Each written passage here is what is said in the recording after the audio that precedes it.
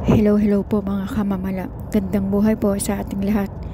Yan po yung pinagsikapan po namin ng aking anak na maipundar ang lupa po at nakapagpatayo po kami ng maliit na kubo. Yan po yung aming mga naipundar na motor. Yan po. Yan po. Pinapalibot ko po sa anak ko. Salamat po Diyos ko sa blessing. Kundi dahil po sa inyo, wala po kaming ganito ngayon. Maraming salamat po at kahit paano po ay ginagabayan niyo po kami. Salamat po talaga Diyos ko. Ngayon po, masaya po ako. Sobra pong saya ko dahil sa taya ng buhay ko ngayon lang po ako nagkaroon ng sariling akin. At masasabi ko po na akin talaga to. Walang makakaangkin. Salamat po. Meron na po akong maiiwan para sa mga anak ko. Maraming salamat po Diyos ko. Sana po wag mo pa kaming laging pababayaan. Sana po lagi ka po nakasubaybay sa amin.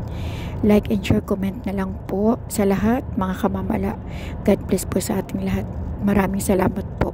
Keep on watching na lang po mga kamamala sa aking mga vlog. Puro ganito lang po. Salamat po. God bless po sa lahat.